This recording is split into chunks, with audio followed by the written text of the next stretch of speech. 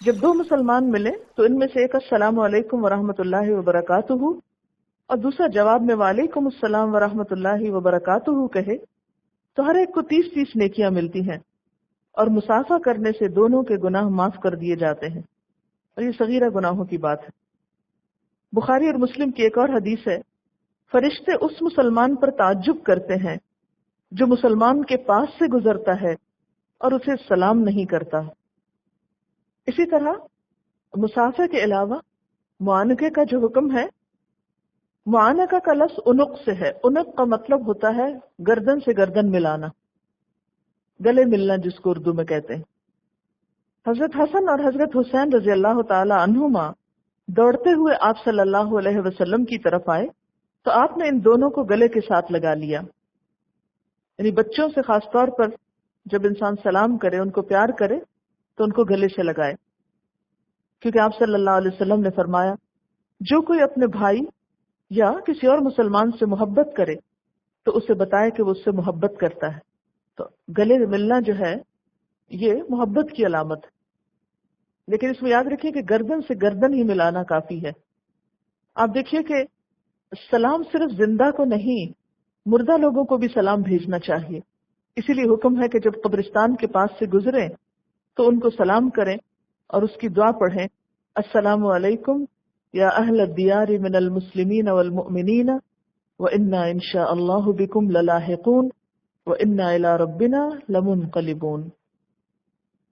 پھر ایک بات یاد رکھیے کہ یہ سلام اللہ کی طرف سے حکم ہے، اس کا یعنی سلام کرنا کوئی معمولی بات نہیں ہے، اس کا حکم اللہ کی طرف سے ہے۔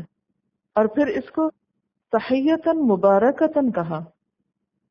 ایک مسلمان کی تو زندگی کی ابتدا اور انتہا اس کے ساتھ ہے، لیکن ہم سب جنت کے طلبگار تو ہیں، منتظر تو ہیں، دعوے دار تو ہیں، لیکن اگر دیکھا جائے تو چھوٹی چھوٹی باتوں میں بھی ان امور کا خیال نہیں رکھتے جو جنت کی طرف لے جانے والی، اور بظاہر دیکھنے میں چھوٹی نظر آتی ہیں، لیکن آپ دیکھیے کہ کس قدر مشکل ہو گئی ہیں یہی نیکیاں۔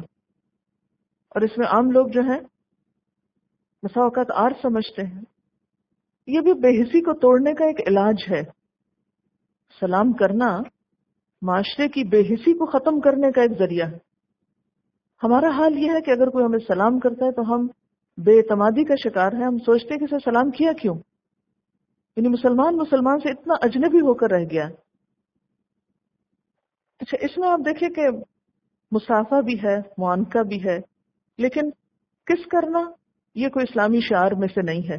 بعض عرب ممالک میں آپ نے دیکھا ہوگا کہ وہ سلام دعا تو کچھ نہیں کرتے، صرف ایک دوسرے کو کس کرتے ہیں۔ یہ بھی ایک رواج کے طور پر یہ چیز عام ہو گئی ہے، ورنہ اسلامی شاعر میں سے نہیں ہے۔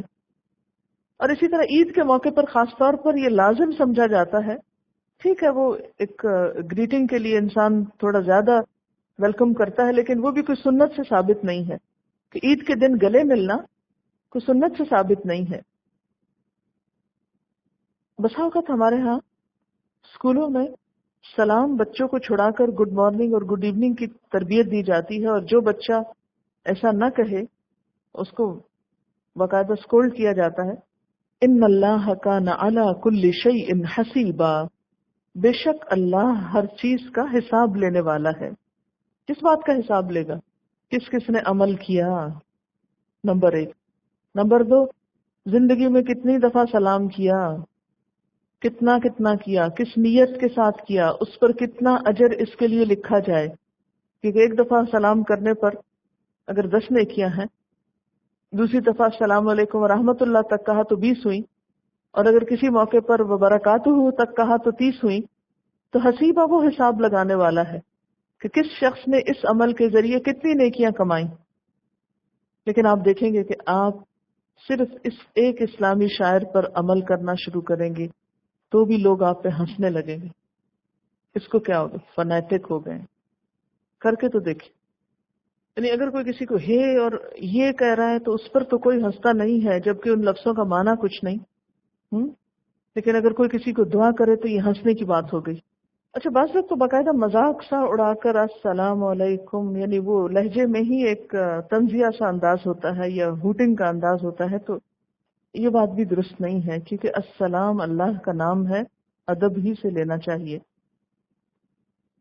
آپ دیکھیے کہ حضور صلی اللہ علیہ وسلم نے جب یہ فرمایا کہ جس کو تم پہچانتے ہو جس کو نہیں پہچانتے، اور پھر یہ حکم کہ ہر ایک کو سلام کیا جائے، تو اس میں آپ دیکھیے کہ آپ کو اپنے سرونٹس تک کو سلام میں پہل کرنا ہوگی۔ یہ نہیں کہ آپ ان سے ایکسپیکٹ کریں کہ وہ آپ کو سلام کرے، اور اگر نہیں کرے تو ان کو ڈانٹے کہ سلام کیوں نہیں بولا۔ اور پھر آپ دیکھیے کہ سلام کرنے سے ایک دم وہ جو بیریئر ہوتے ہیں یا وہ جھجک ہوتی ہے یا وہ ایک پردہ سا حائل ہوتا ہے اجنبیت کا، وہ ہٹ جاتا ہے اور صحیح معنی میں ایک اسلامی بھائی چارہ سامنے آتا ہے۔ عام طور پر یہ سمجھا جاتا ہے کہ سلام جیسے گھر میں داخل ہونے کی بات ہے تو عموماً ہم اس وقت سلام کرتے ہیں جب ہمیں کوئی نظر آ رہا ہو۔ تو گھر میں داخل ہو کر کوئی نظر آئے یا نہ آئے، بلند آواز سے سلام کہنا چاہیے۔